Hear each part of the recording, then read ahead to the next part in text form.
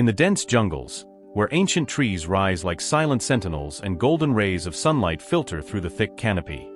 Its black fur is shiny and silky, and its appearance almost startled the deer in the forest. The leopard's name is Saya.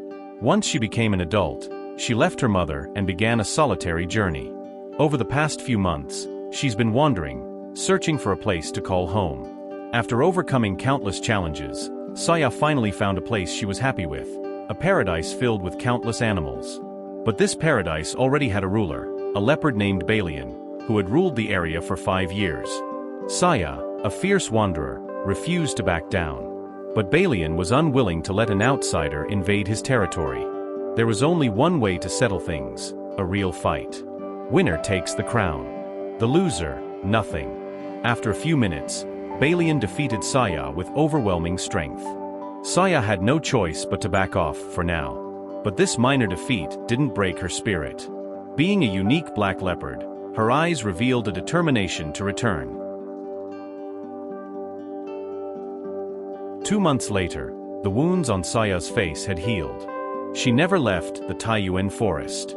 If she wanted to make it her own, she had to face Balian again. But first, she needed to survive, and that meant finding food. Due to her distinctive appearance, she was especially visible in the sunlight. Her chances of a successful hunt only increased when she could get close enough to the prey. The deer hadn't yet noticed the approaching danger. But just then, the monkeys in the trees screamed, alerting the deer. Saya was frustrated and tempted to go after the noisy monkeys instead. After a long night, any predator would send out a warning growl, one that lasts until the danger passes. Saya slowly roamed the jungle. The tantalizing scent of deer led her on, but the monkeys kept ruining her chances. She needed to find a way to avoid them to hunt successfully.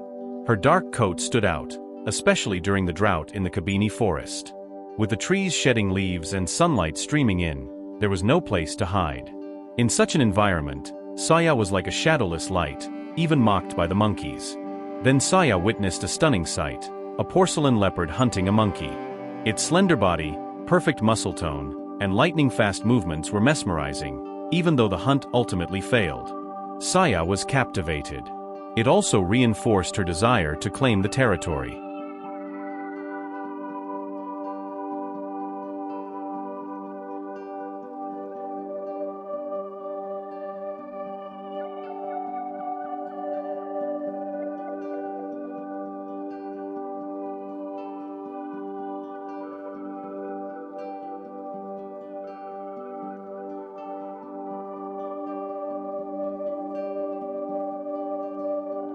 The porcelain leopard noticed Saya watching from afar.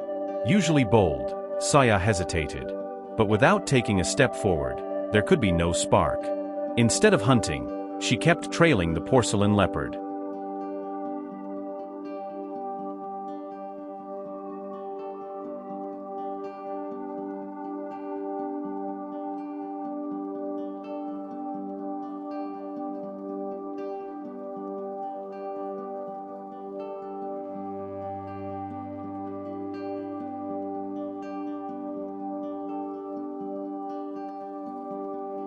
Not long after, she witnessed a heartbreaking scene. The beautiful leopard she admired was actually the mate of another leopard, named 8 o'clock. Saya was devastated. Even worse, Cleo, the female, hadn't yet had any cubs with 8 o'clock. If Saya wanted to win her and defeat 8 o'clock, she would have to grow stronger and prepare for the ultimate battle. As spring arrived and temperatures reached around 95 degrees Fahrenheit, Saya, with her black coat, felt the heat more than most. She needed relief.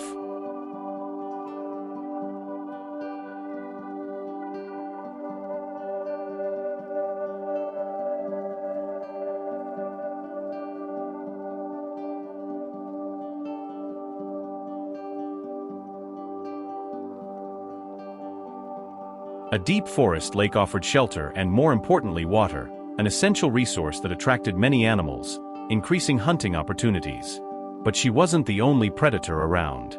Tigers roamed here, too. Against these kings of the jungle, Saya had to retreat. Over time, hunting under such dangerous conditions helped her grow stronger, physically and mentally.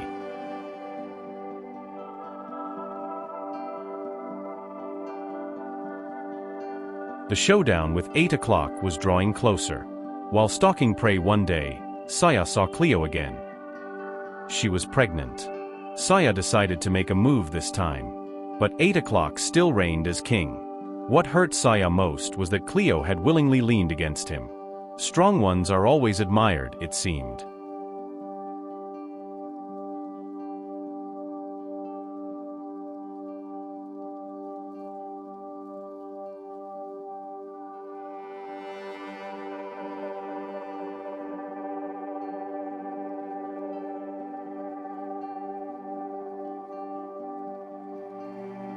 Saya could only hide in the shadows, biding her time and waiting for her moment.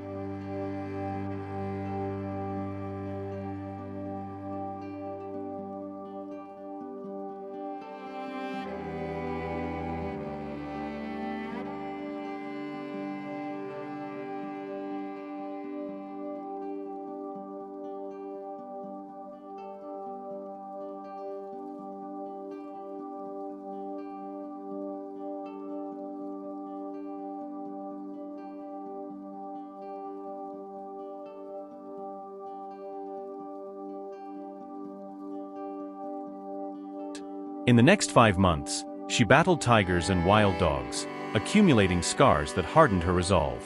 Her once clear eyes were now sharp and fearless. Even in the dry season, she blended seamlessly into the environment, moving silently and unseen, even from treetop watchers. One day, she patiently stalked her prey, using trees, clouds, and shadows as her allies. Then, like a gust of wind, she pounced, and easily secured her meal. Each success built her confidence and strength.